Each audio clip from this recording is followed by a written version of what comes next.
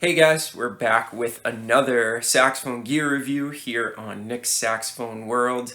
This time we are going to take a look at the Theo Wanne Ambika mouthpiece.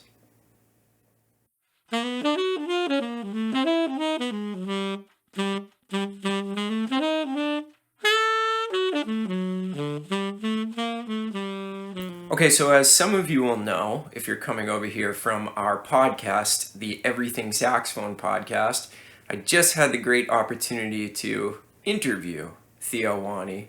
He's like the nicest guy in the world, so knowledgeable about mouthpieces. He got his start refacing every kind of mouthpiece that you can imagine, and then eventually went into the world of mouthpiece manufacturing. And what I really love about his story is the reason he started to create his own mouthpieces is because his refaces and the mouthpieces he worked on were so in demand and he was so good at it that he started making his own. That to me seems like a really logical conclusion to come to. You know, if all these top name players love your mouthpieces, well, start making some. So we're going to take an up close and personal look at this mouthpiece. We're going to do the close up, look at the chamber, look at the tip rails, look at all that stuff. Also, we're going to look at the box in this case because the box is very interesting. It comes with a lot of information. And then we're going to do the play test like we normally do on all of these mouthpieces. So this is their darkest. This is their darkest mouthpiece that they make, a true large chamber, rollover baffle. So if you're a fan of like, you know, the old school hard rubber auto links or something like that, this review is really going to be for you. You guys probably know by now, that's the kind of sound world that I come from. I do like a really dark and beefy sound, and that's what we're going to be looking at with this particular mouthpiece.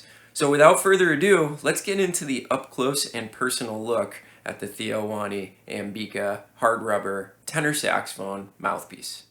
Okay, so here we are with our patented up and close personal view. This is one of the few mouthpieces where I'm actually going to take a look at the box because I think that the box is actually really cool that it comes in. So it has all these characteristics of the mouthpiece actually printed right on the box. True large chamber, low baffle, rounded sidewalls, world's most advanced technology, and designed by the foremost authority, Theo Wanne. So it gives you a little bit of information, which a lot of mouthpieces actually don't do. And it's a really nice box. I actually really love the design on it. It's just a cool thing to have. And then I think that this is the coolest part. You know, it tells you this is the darkest model mouthpiece that they make. And then it gives you a bunch of adjectives, deep, hauntingly gorgeous tone. So we'll see if we do get a deep, hauntingly gorgeous tone when we actually play it, but I do really appreciate this. And then it comes on the inside with a really nice little leather mouthpiece case for you that you can throw the mouthpiece in so it's not bouncing around in your case with an expensive professional mouthpiece. And then it also comes with this cool little card that kind of gives you a little bit more information. Little Theo Wanne motto card.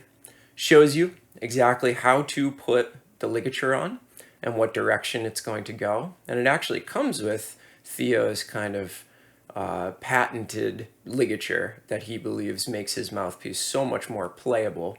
And I do definitely like the ligature. And then he talks about some various pressure plates that you can get at the website and kind of customize even the ligature. It also gives some cool information on if you move the ligature up or down the mouthpiece, what that's actually going to do to the sound. So I really appreciate all this information that they are giving us inside the box, which is why I'm actually showing you the box, which I normally would not do. So let's take a look at the actual mouthpiece here.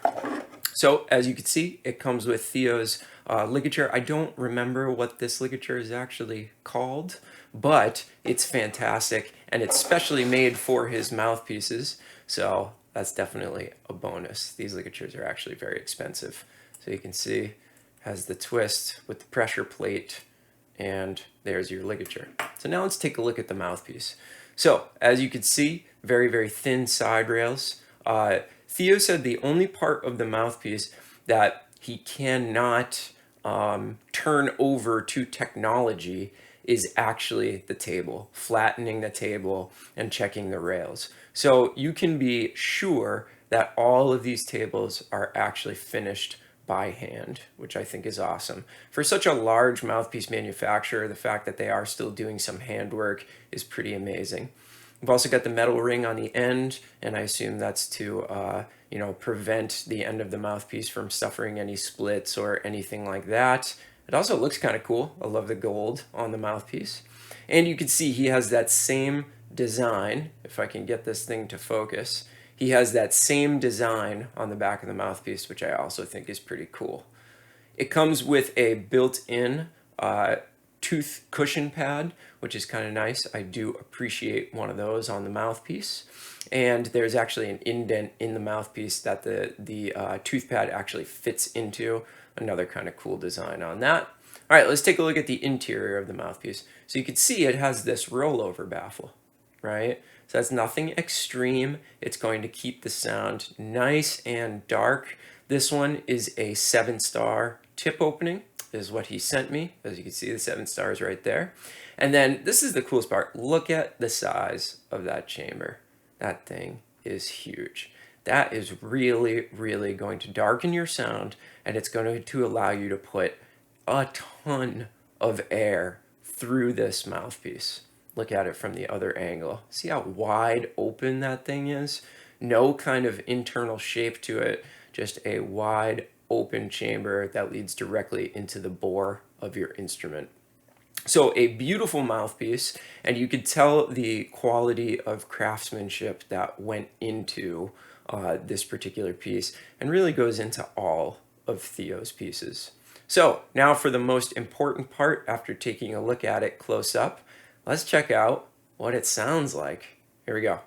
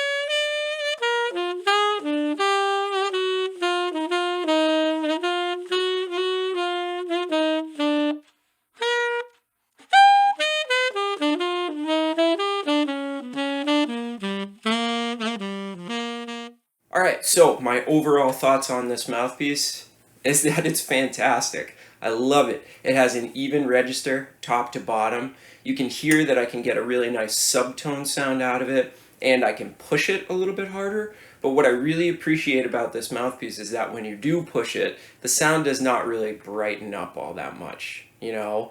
And I've only had this for less than a week, so it would take a little bit more getting used to for me. And I did find that certain reeds work a lot better than others, And as you noticed when I was doing the play test, I ended up using a Regati Gold 3 medium reed on this. And that seemed to be the best out of a couple different reed brands that I tried. Now, I do think that the Regati has a bit of a thicker heart, which I think really helps this mouthpiece a lot, because this mouthpiece wants that really beefy, supported sound coming into it.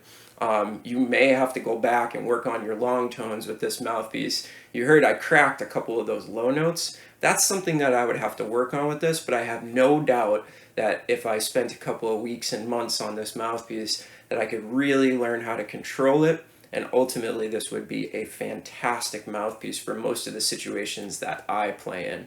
Now, the situations that I play in, a lot of straight ahead jazz, a lot of really old school New Orleans style stuff, and as far as mouthpieces go, this would be a perfect one for those situations. In fact, I did play it on a gig the other night in a fairly large room, and I was amazed at how this mouthpiece filled up the room. In fact, I thought my monitor was on, and it wasn't yet. That's how much the sound was bouncing out of the room, and I wasn't even trying that hard. So if you're in search of a dark mouthpiece to get that classic beefy tenor sound, I highly suggest this Theo Wanne Ambika mouthpiece. At least give it a try and see if it's right for you. But if you're a fan of like the slant sig style copies and things like that, you're probably going to like this. If you're somebody that has to play with that laser-like bright sound, you're probably not going to like this mouthpiece. But the good news is that Theo Wanne has plenty of mouthpieces. And if you listen to our interview, which I will link below, he talks about how he wants to cater to every single saxophone player out there, not just somebody who plays this style or that style. He really is in it to make mouthpieces for every single type of player, every single type of sound, and I just think that that is awesome. Because so many companies are sort of more niche. If he can do a good job making any mouthpiece, I think that that's fantastic. Frankly, says a lot about him as a mouthpiece maker. So definitely check out this mouthpiece if you're looking for something dark and buttery and kind of beefy and a lot of those adjectives that he used on the box. If you appreciated this interview, please give us a like and a subscribe. That really, really helps the channel, helps us get out to more saxophone players just like you, wanting to learn about new equipment and things that could possibly help their playing. So, thank you so much everybody for watching this video. Leave me a comment. What did you think about the sound? Did you like it? If you've heard me play before, how is it different? How is it the same? I feel pretty comfortable on this mouthpiece, and I think it's going to be something I'm going to be using a lot in the future. Thanks again for watching. We'll see you on the next video. Have a great one, everybody. Bye.